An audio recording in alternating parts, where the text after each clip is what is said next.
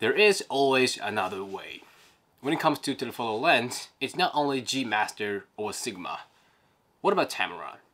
Well, let's start today's The Gears. How's good people, welcome back to another new episode of The Gears, and thank you for tuning in again. So as you know, I started a new series, The Scenes, which is right here. There will be more post-production editing videos,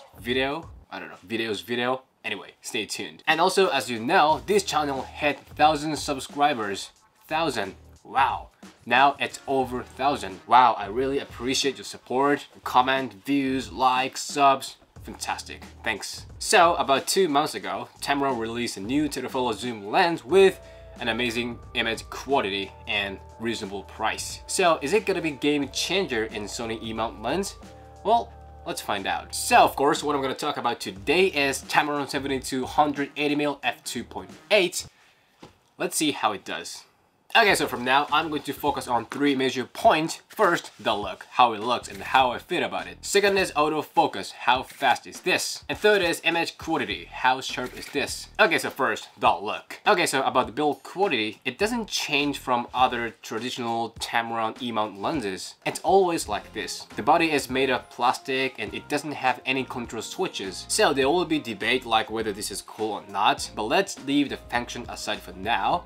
I like this look. It's very simple and easy to handle, not complicated at all. Because of this simple structure, this only weighs 810 grams. Sony 70-200mm G Master is around 1.5 kilograms. Wow. 1.5, big difference. And this Tamron 70-800mm is around $1,200. It's like standard zoom lens, not telephoto zoom lens price and weight. And when you zoom in, it doesn't get long that much. So I think it's very kind and thoughtful for our wallet and hand. So I think it's very nice brand. So let's plan to buy this lens beforehand.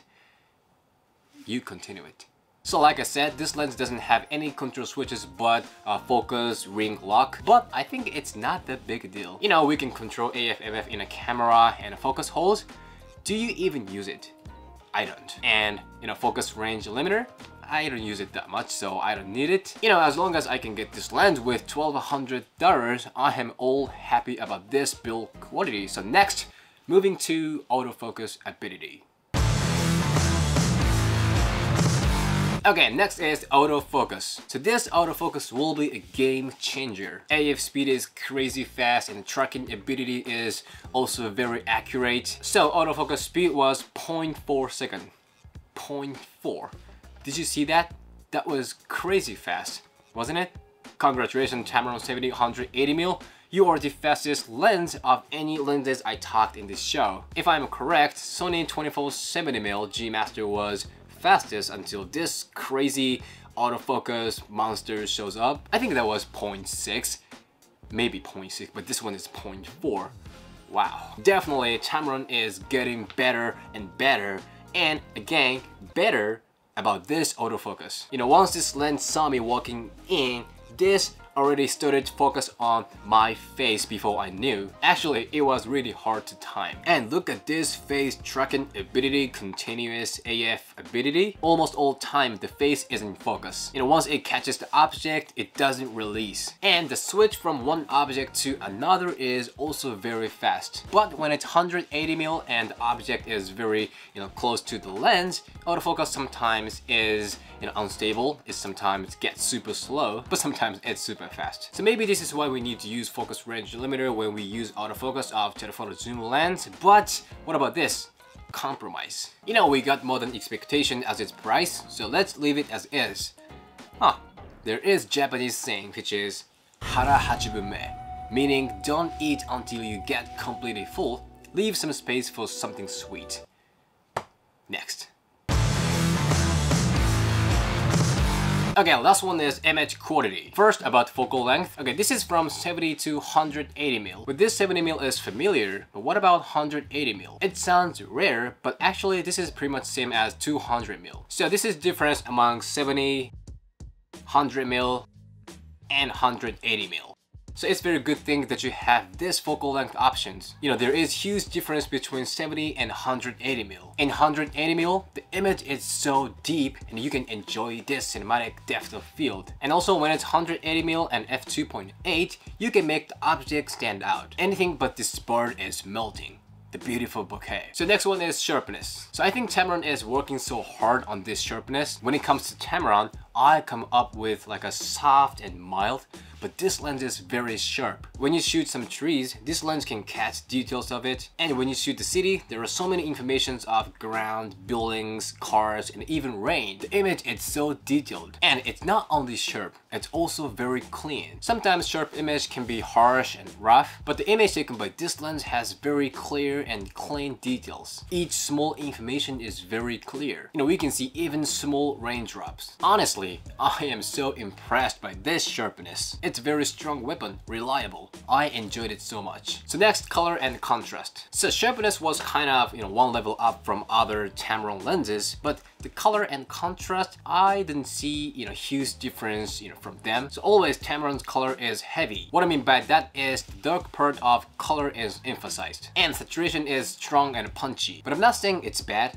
opposite. All of them is Tamron's good personality. Because image has strong and heavy color, it has some huge impact for our eyes. Also, it has wide color range, so you can have color correcting, grading options in post-production. This has high potential in color. Quality of each color is very high. So contrast is also strong, but information in shadow and highlight can stay. So for example, when you actually shoot something, and even if shadow is crashed or highlight is blown out, don't give it up. Just try it in post-production. The information is still there. So if you like some contrasty and punchy, strong saturation image, this lens is very good for your style, for your genre. So next one is portrait. Well, I think this is very good for portrait. The focal length is perfect, aperture and bokeh is perfect, the image is sharp and the details of face is clear, the color is right. When you try to shoot the whole body like from top to down, the background is still amazingly blurred. This has pretty much what I want for portrait. This portrait ability is more than average, more than my expectations.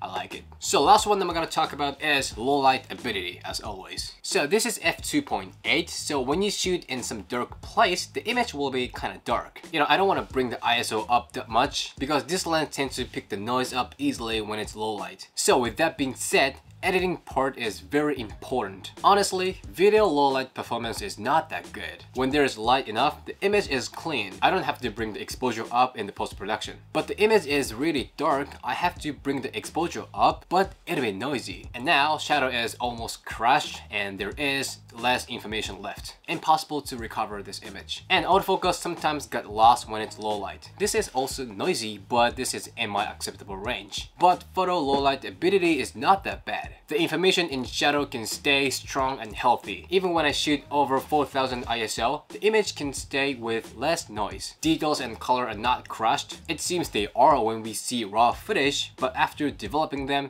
we can see more. So what I can say about this low light ability based on this review is you should avoid shooting under extremely dark condition. If you want to do that, get some 1.4 or 1.8 lens. Okay, let's finish this video up.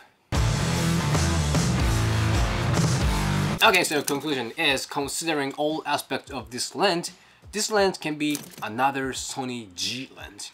Not G Master quality, but G. But you know, it's, great series of Sony E mounts. But seriously, this Tamron is getting really close to G Master quality with lower budget. That's amazing thing. We can get this high image quality and autofocus ability with small and light package, and it's $1,200. For most of people, this lens can take the place of Sony 70-200mm G Master. That is really heavy and super expensive lens, like a $2,500. Come on, $2,500. So when I consider about what we give and what we take, I'll recommend this Tamron 70-180mm for most of you. But if you want to shoot under hard conditions like really cold place or heavy snowing, heavy raining, mountains, nature, something like those, or if you want higher image quality, go with Sony 70-100mm G Master. Details are here. Now, you don't have to be bound by rule of G Master. You're free now. You can go wherever you want. Like I said, there is always another way, but don't go to C, stay at S. You know, something amazing is happening. S. S. Okay, that's it. If you have any questions about this lens, don't hesitate to leave the comment below. And if you have any requests for next gears, also leave the comment below. So today's topic is pretty much it, and thank you for watching this video. If you like this gear, show me your thumb and hit the subscribe, and I'll see you in the next video.